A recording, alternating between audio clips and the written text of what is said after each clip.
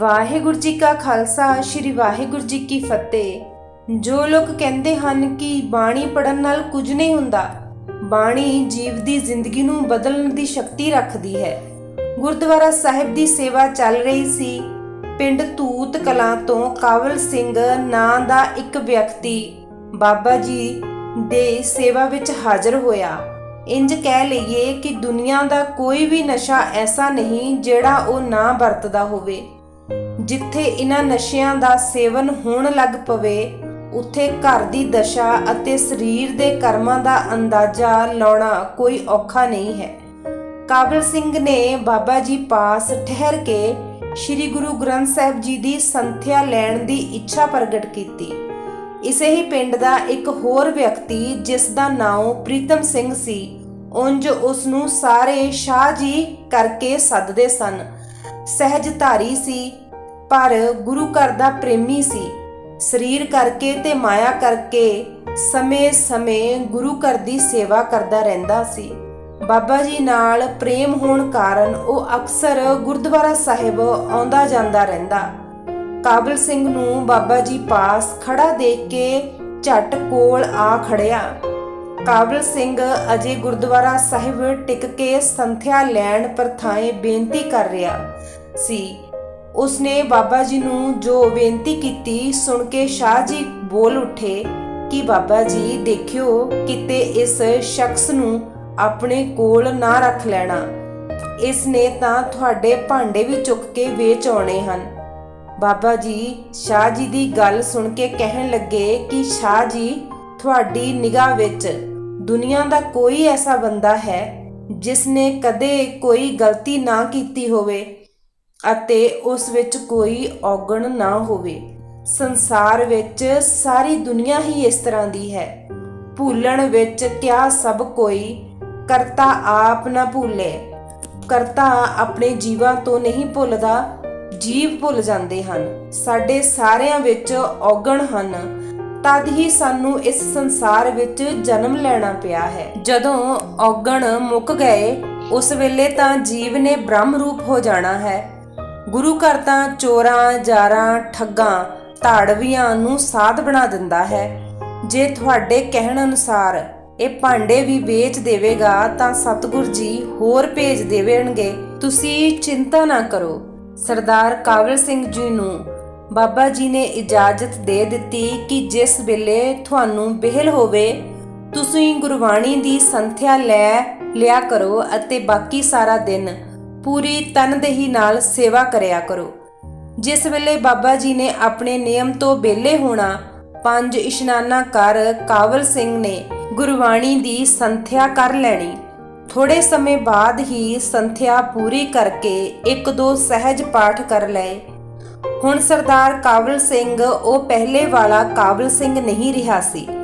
ਬਾਬਾ ਜੀ ਦੀ ਸੰਗਤ ਤੇ ਗੁਰਬਾਣੀ ਦੀ ਪਾਰਸ ਕਲਾ ਨੇ ਕਾਬਲ ਸਿੰਘ ਦਾ ਜੀਵਨ ਜੋ ਔਗਣਾਂ ਦੀਆਂ ਡੂੰਘੀਆਂ ਖੱਡਾਂ ਵਿੱਚ ਡਿੱਗ ਚੁੱਕਾ ਸੀ ਨੂੰ ਡੂੰਘਾਨਾਂ ਵਿੱਚੋਂ ਕੱਢ ਕੇ ਗੁਰਮਤ ਗਾੜੀ ਰਾਹ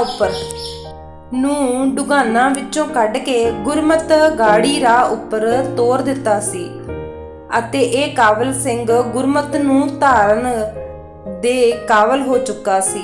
ਹੁਣ ਇਹਨਾਂ ਨੇ ਅੰਮ੍ਰਿਤ ਛਕ ਕੇ ਗੁਰੂ ਆਸੇ ਅਨੁਸਾਰ ਆਪਣਾ ਜੀਵਨ ਬਤੀਤ ਕਰਨਾ ਸ਼ੁਰੂ ਕਰ ਦਿੱਤਾ। ਹੁਣ ਸਰਦਾਰ ਕਾਬਲ ਸਿੰਘ ਹੁਰੀ ਅਖੰਡ ਪਾਠ ਸਾਹਿਬ ਜੀ ਵੀ ਕਰਨ ਲੱਗ ਪਏ ਸਨ। ਬਹੁਤੀ ਵਾਰੀ ਰਾਤ ਵੀ ਬਾਬਾ ਜੀ ਪਾਸ ਹੀ ਠਹਿਰ ਜਾਣਾ, ਕਈ ਦਿਨ ਘਰ ਵੀ ਨਾ ਜਾਣਾ। ਇੱਕ ਦਿਨ ਸਰਦਾਰ ਕਾਬਲ ਸਿੰਘ ਹੁਰਾਂ ਦੇ ਘਰੋਂ ਬੀਬੀ ਜੀ ਆਏ ਤੇ ਬਾਬਾ ਜੀ ਨੂੰ ਕਹਿਣ ਲੱਗੇ ਕਿ ਤੁਸੀਂ ਇਹਨਾਂ ਨੂੰ ਘਰ ਤਾਂ ਭੇਜ ਦਿਆ ਕਰੋ। ਇਹ ਸਰਦਾਰ ਜੀ ਨਵੇਂ ਜੋਗੀ ਬਣੇ ਹਨ, ਘਰ ਦੇ ਬੱਚਿਆਂ ਦਾ ਵੀ ਤਿਆਗ ਕਰ ਦਿੱਤਾ ਹੈ। ਘਰ ਕਿਹੜਾ ਆਮਦਨ ਦਾ ਸਾਧਨ ਹੈ ਜਿਸ ਨਾਲ ਅਸੀਂ ਗੁਜ਼ਾਰਾ ਕਰੀਏ। ਬਾਬਾ ਜੀ ਨੇ ਬੀਬੀ ਦੇ ਸਾਰੇ ਰੋਸੇ ਗਿਲੇ ਬੜੇ ਧੀਰਜ ਨਾਲ ਸੁਣੇ ਤੇ ਕਿਹਾ ਕਿ ਬੀਬੀ ਉਦਾਸ ਨਾ ਹੋ, ਇਹ ਘਰ ਨਹੀਂ ਛੱਡੇਗਾ। ਤੁਹਾਡੇ ਭਲੇ ਲਈ ਹੀ ਇੱਥੇ ਬੈਠੇ ਹਨ। ਜਿਸ ਘਰ ਵਿੱਚ ਤੂੰ ਰਹਿੰਦੀ ਹੈ ਕਿ ਖਾਣ ਨੂੰ ਕੁਝ ਨਹੀਂ, ਗੁਰ ਕਿਰਪਾ ਨਾਲ ਉਸ ਘਰ ਵਿੱਚ ਬੇਅੰਤ ਬਰਕਤਾਂ ਹੋਣਗੀਆਂ, ਕਿਉਂਕਿ ਸਤਿਗੁਰ ਜੀ ਦੇ ਲੜ ਲੱਗਿਆਂ ਕਿਸੇ ਕਿਸਮ ਦਾ ਘਾਟਾ ਨਹੀਂ ਰਹਿੰਦਾ। ਇਹ ਵਚਨ ਸੁਣ ਕੇ ਬੀਬੀ ਜੀ ਆਪਣੇ ਘਰ ਧੂਤ ਕਲਾਂ ਨੂੰ ਚਲੀ ਗਈ। ਅਗਲੇ ਦਿਨ ਸਵੇਰੇ ਜਦੋਂ ਸਤਿਗੁਰੂ ਜੀ ਦਾ ਪ੍ਰਕਾਸ਼ ਅਤੇ ਦਰਸ਼ਨ ਕਰਨ ਵਾਸਤੇ ਬਾਬਾ ਜੀ ਗਏ, ਤਦ ਨਾਲ ਹੀ ਸਰਦਾਰ ਕਾਬਲ ਸਿੰਘ ਜੀ ਸਨ। ਹੁਕਮਨਾਮਾ ਸੁਣਾਉਣ ਤੋਂ ਬਾਅਦ ਬਾਬਾ ਜੀ ਨੇ ਕਿਹਾ ਕਿ ਸਰਦਾਰ ਕਾਬਲ ਸਿੰਘ, ਤੁਸੀਂ ਦਿੱਲੀ ਚਲੇ ਜਾਓ, ਉੱਥੇ ਤੁਹਾਨੂੰ ਨੌਕਰੀ ਮਿਲ ਜਾਵੇਗੀ। ਸਰਦਾਰ ਕਾਬਲ ਸਿੰਘ ਨੇ ਉੱਤਰ ਦਿੱਤਾ ਕਿ ਬਾਬਾ ਜੀ, ਮੇਰੀ ਉਮਰ ਵਡੇਰੀ ਹੋ ਗਈ ਹੈ, ਨਸ਼ਿਆਂ ਨੇ ਖੋਖਲਾ ਕਰ ਦਿੱਤਾ ਹੈ, ਮੈਂ ਨੌਕਰੀ ਕਿਵੇਂ ਕਰਾਂਗਾ, ਮੈਂ ਨੌਕਰੀ ਨਹੀਂ ਕਰਨੀ। ਬਾਬਾ ਜੀ ਨੇ ਫਿਰ ਵਚਨ ਕੀਤਾ ਕਿ ਜਿਸ ਤਰ੍ਹਾਂ ਦੀ ਨੌਕਰੀ ਤੁਸੀਂ ਸਮਝਦੇ ਹੋ ਉਸ ਤਰ੍ਹਾਂ ਦੀ ਨਹੀਂ ਹੈ। ਤੁਹਾਡੀ ਗੁਰੂ ਪਾਤਸ਼ਾਹ ਜੀ ਨਾਲ ਸੰਗਤ ਵੀ ਬਣੀ ਰਹੇਗੀ ਅਤੇ ਮਾਇਆ ਦਾ ਮਸਲਾ ਵੀ ਹੱਲ ਹੋ ਜਾਵੇਗਾ। ਬਾਬਾ ਜੀ ਨੇ ਆਪਣੇ ਪਾਸੋਂ ਕਿਰਾਏ ਲਈ ਮਾਇਆ ਦਿੱਤੀ ਤੇ ਹੁਕਮ ਕੀਤਾ ਕਿ ਰੇਲ ਗੱਡੀ ਰਾਹੀਂ ਦਿੱਲੀ ਚਲੇ ਜਾਵੋ। ਪੁਰਾਣੀ ਦਿੱਲੀ ਰੇਲਵੇ ਸਟੇਸ਼ਨ ਤੇ ਉਤਰ ਕੇ ਨਜ਼ਦੀਕੀ ਹੀ ਜੋ 9ਵੇਂ ਪਾਤਸ਼ਾਹ ਜੀ ਦਾ ਸ਼ਹੀਦੀ ਅਸਥਾਨ ਗੁਰਦੁਆਰਾ ਸ਼ਹੀਦਗੰਜ ਸਾਹਿਬ ਹੈ, ਤੁਸੀਂ ਉੱਥੇ ਚਲੇ ਜਾਣਾ। ਸਾਰਾ ਪ੍ਰਬੰਧ ਸਤਿਗੁਰੂ ਜੀ ਨੇ ਆਪ ਕਰ ਦੇਣਗੇ। ਬਾਬਾ ਜੀ ਦਾ ਹੁਕਮ ਮੰਨ ਕੇ ਸਰਦਾਰ ਕਾਬਲ ਸਿੰਘ ਦਿੱਲੀ ਗੁਰਦੁਆਰਾ ਸ਼ਹੀਦਗੰਜ ਸਾਹਿਬ ਚਲੇ ਗਏ। ਕੀਰਤਨ ਦੀ ਹਾਜ਼ਰੀ ਭਰ ਕੇ ਲੰਗਰ ਵਿੱਚੋਂ ਪ੍ਰਸ਼ਾਦਾ ਛਕਿਆ ਤੇ ਰਾਤ ਸਰਾਂ ਵਿੱਚ ਟਿਕਾਣਾ ਕੀਤਾ। ਅਗਲੇ ਦਿਨ ਜਦ ਗੁਰੂ ਜੀ ਦੇ ਹਜ਼ੂਰ ਕੀਰਤਨ ਸਰਵਣ ਕਰ ਰਹੇ ਸਨ, ਤਦ ਸਰਦਾਰ ਕਾਬਲ ਸਿੰਘ ਜੀ ਦੇ ਦੱਸਣ ਅਨੁਸਾਰ ਇੱਕ ਪ੍ਰੇਮੀ ਆ ਕੇ ਕਹਿਣ ਲੱਗਾ ਕਿ ਤੁਹਾਨੂੰ ਪ੍ਰਧਾਨ ਸਾਹਿਬ ਸੱਦਦੇ ਹਨ।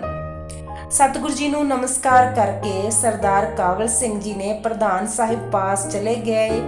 ਉਹਨਾਂ ਨੇ ਪੁੱਛਿਆ ਕਿ ਤੁਸੀਂ ਕਿੱਥੋਂ ਆਏ ਹੋ। ਸਰਦਾਰ ਕਾਬਲ ਸਿੰਘ ਜੀ ਨੇ ਬਾਬਾ ਜੀ ਦਾ ਨਾਮ ਦੱਸਿਆ ਕਿ ਮੈਂ ਉਹਨਾਂ ਪਾਸੋਂ ਆਇਆ ਹਾਂ। ਤਦ ਪ੍ਰਧਾਨ ਸਾਹਿਬ ਜੀ ਨੇ ਫਿਰ ਪੁੱਛਿਆ ਕਿ ਤੁਸੀਂ ਅਖੰਡ ਪਾਠ ਸਾਹਿਬ ਕਰ ਲੈਂਦੇ ਹੋ। ਹਾਂ ਕਰਨ ਤੇ ਉਹਨਾਂ ਕਿਹਾ ਕਿ ਜੇਕਰ ਤੁਹਾਡੀ ਡਿਊਟੀ ਅਖੰਡ ਪਾਠ ਸਾਹਿਬ ਵਿੱਚ ਲਾ ਦਈਏ ਤਾਂ ਕੀ ਤੁਸੀਂ ਨਿਭਾ ਲਵੋਗੇ। ਥੋੜਾ ਚਿਰ ਅਖੰਡ ਪਾਠ ਕਰਨ ਉਪਰੰਤ ਅਸੀਂ ਤੁਹਾਨੂੰ ਗੁਰਦੁਆਰਾ ਮੋਤੀ ਬਾਗ ਵਿਖੇ ਗ੍ਰੰਥੀ ਸਿੰਘ ਦੀ ਸੇਵਾ ਸੌਂਪ ਦੇਵਾਂਗੇ ਅਤੇ ਨਾਲ ਹੀ ਮਕਾਨ ਵੀ ਦੇ ਦਿਆਂਗੇ। ਤੁਸੀਂ ਆਪਣੇ ਬਾਲ ਬੱਚੇ ਵੀ ਇੱਥੇ ਹੀ ਸੱਦ ਲੈਣਾ। ਇਸ ਸਮੇਂ ਬਾਬਾ ਜੀ ਦੇ ਬਚਨ ਯਾਦ ਆਏ। ਪਰਮੇਸ਼ਵਰ ਜੀ ਆਪ ਹੀ ਸਾਰੀ ਵਿਧ ਬਣਾ ਦੇਣਗੇ। ਝੱਟ ਹੀ ਹਾਂ ਕਰ ਦਿੱਤੀ। ਥੋੜੇ ਸਮੇਂ ਬਾਅਦ ਹੀ ਗ੍ਰੰਥੀ ਸਿੰਘ ਦੀ ਸੇਵਾ ਮਿਲ ਗਈ। ਪਰਿਵਾਰ ਨੂੰ ਵੀ ਦਿੱਲੀ ਹੀ ਸੱਦ ਲਿਆ। ਚੰਗਾ ਸੋਹਣਾ ਗੁਜ਼ਾਰਾ ਤੁਰ ਪਿਆ। ਨਾਲੇ ਸਤਿਗੁਰੂ ਜੀ ਦੀ ਸੇਵਾ ਅਤੇ ਸੰਗਤ ਮਿਲ ਗਈ। ਕੁਦਰਤ ਦੀ ਐਸੀ ਖੇਡ ਬਣੀ ਕਿਉਂਕਿ ਸਰਦਾਰ ਕਾਬਲ ਸਿੰਘ ਜੀ ਪਹਿਲੇ ਮਿਲਟਰੀ ਵਿੱਚ ਸਨ। ਜਦੋਂ ਸੁਭਾਸ਼ ਚੰਦਰ ਬੋਸ ਨੇ INA ਬਣਾਈ ਸੀ ਤਦ ਇਹ ਉਸ ਵਿੱਚ ਭਰਤੀ ਹੋ ਗਏ ਸਨ।